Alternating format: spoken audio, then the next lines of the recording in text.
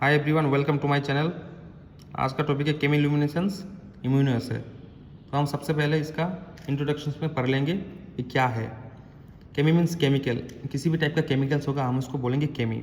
फिर luminescence means spontaneous emissions of light, जो light तुरंत पास होते हैं या तुरंत इमिट हो जाता है उसको हम कहेंगे luminescence. Immuno is antigen antibody reactions. Antigens are protein, hormone, antibody are viral and bacterial. ऐसे is direct, indirect and sandwich। तो हम केमिल्यूमिनेसेंस से पहले हम पढ़ लेंगे लुमिनेसेंस क्या है।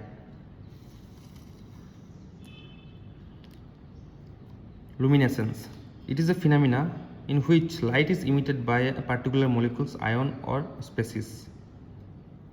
किसी भी टाइप का मोलिकुल्स हो या आयोन्स हो, इनके वजह से जो लाइट इमिट होते हैं उस प्रोसेस को हम कहते हैं लुमिनेसेंस कहते हैं। तो यहाँ पे लाइट क्या है? लाइट है शावर ऑफ फोटोन्स है। अभी हम देखेंगे टाइप्स ऑफ लुमिनेसेंस। 3 टाइप का लुमिनेसेंस होता है। 1 नंबर में फोटोलुमिनेसेंस, 2 नंबर बायोलुमिनेसेंस, 3 नंबर केमिलुमिनेसेंस। तो हम पहले पढ़ेंगे फोटोलुमिनेसेंस क्या है। फोटोलुमिनेसेंस में बोल रहा है कि light that is photon excite a particular molecules to show luminescence, thus the photon is responsible for phenomena of luminescence, therefore its name is photoluminescence। फोटोलुमिनेसेंस में ये बोल रहा है कि जो फोटोन्स होता है, फोटोन खुद ही रेस्पॉन्सिबल होता है लुमिनेसेंस कराने के लिए। उसके बाद इसको बोलते हैं फोटोलुमिनेसेंस। अभी हम उसका एक रिएक्शन देख लेंगे। रिएक्शन में बोल रहे हैं फोटोन्स किसी भी मोलिक्यूल्स के साथ रिएक्शन कराने के बाद जो लाइट इमिट होते हैं उसको कहते हैं फोटोलुमिनेसेंस। फॉर एग्जांपल फॉस्फोलुमिनेसेंस एंड फ्लोरोलुमिनेसेंस, ये दोनों इसका एग्जांपल है। फिर बायोलुमिनेसेंस। बायोलुमिनेसेंस क्या है? In this biological reaction is responsible for luminescence and is require energy in the form of ATP. Bioluminescence में किसी भी टाइप का बायोलॉजिकल रिएक्शंस होगा वो खुद लुमिनेसेंस कराते हैं।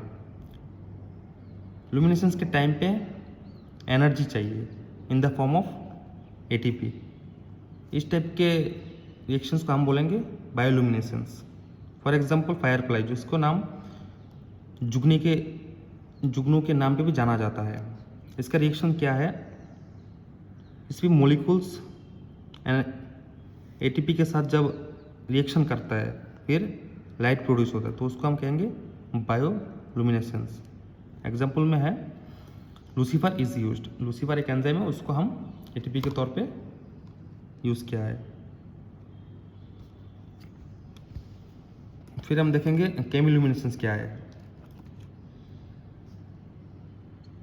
In this chemical reactions is responsible for luminescence. अभी जो हमारा टॉपिक है केमिलुमिनेसेंस। केमिलुमिनेसेंस में क्या होता है? किसी भी केमिकल का जो रिएक्शन होगा, वो रिएक्शन करने के बाद जो लुमिनेसेंस होगा, लाइट प्रोड्यूस होगा, उसको हम कहेंगे केमिलुमिनेसेंस।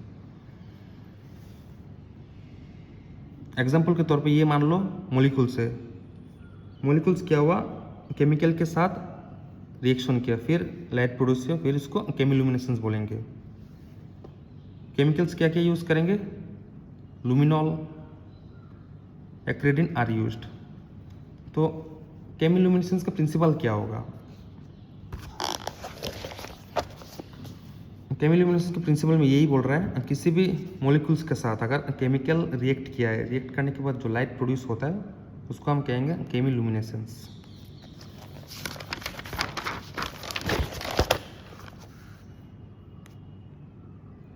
एडवांटेज में क्या क्या है? Most sensitive then ELISA, ultra sensitive and can detect 10⁻18 moles analyte. It is a specific technique, easy for automation। Advantage में क्या बोल रहा है? जो एलाइजा से ये बहुत सेंसिटिव है और इसमें -10⁻18 मोल्स एनालाइट को हम डिटेक्ट कर सकते हैं। फिर इम्यूनो एसे प्रिंसिपल। इम्यूनो एसे प्रिंसिपल में क्या बोल रहा है? It is the use of N antibody that will specifically bind to an antigen. इसमें ये बोल रहा है कि किसी भी टाइप का एंटीबॉडी होगा जो एंटीजन के साथ स्पेसिफिकली बाइंड होगा। एंटीबॉडी क्या है? दो टाइप का होता है, एक मोनोक्लोनल, दो पॉलीक्लोनल। मोनोक्लोनल क्या है? Antibody will only bind with very specific antigen. Monoclonal में जो एंटीबॉडी होगा वो सिर्फ स्पेसिफिक एंटीजन के साथ ही बाइंड होगा।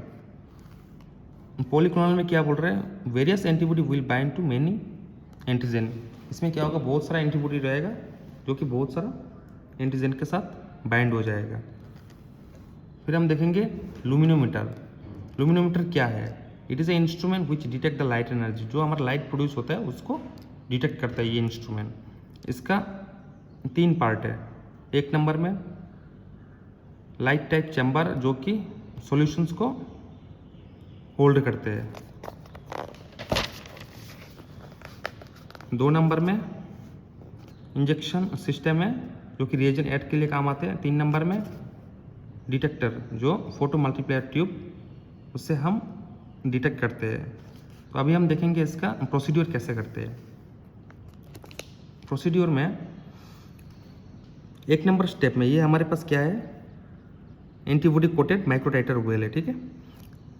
2 नंबर में हम क्या करेंगे? उसमें एनालाइट डाल देंगे, फिर इसको वॉश कर देंगे। 3 नंबर में क्या है? बायोटिन लेवल एंटीबॉडी को हम इसमें ऐड कर देंगे, फिर इसको वॉश करेंगे। वॉश करने के बाद 4 नंबर स्टेप में होगा ये 3 चीज़ ऐड करेंगे हम इसमें। एक HRP को ऐड करेंगे और ऑक्सीडेज पेरोक्सीडेज, और 2 एविडिन एंजाइम कॉम्प्लेक्स, ये बाद में बन जाएगा ये। फिर हम लुमिनॉल भी डालेंगे सबस्ट्रेट के तौर पे, फिर उसका प्रोडक्ट बन जाएगा। तो इसमें ये कह रहा है कि this avidin biotin chemistry in 4th step luminol is added with HRP and converted into product।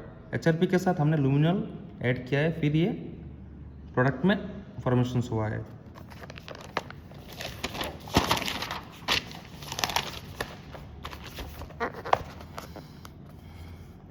By this HRP and various oxidant and catalyst, इसमें क्या होता है? luminol and various oxidant और कैटलिस्ट होने के बाद, रिएक्ट कराने के बाद लुमिनॉल गोज इनटू एक्साइटेड स्टेट। जो हमारा लुमिनॉल था वो एक्साइटेड स्टेट में पहुंच जाता है।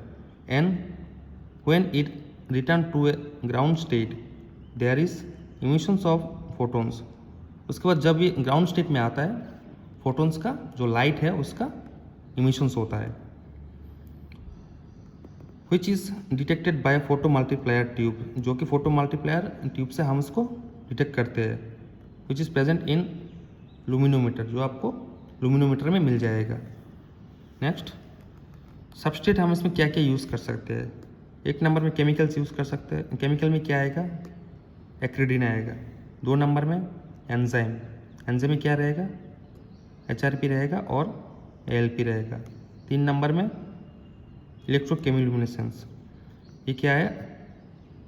रुथेनियम। एप्लीकेशंस हम इसको कहाँ यूज़ करते हैं?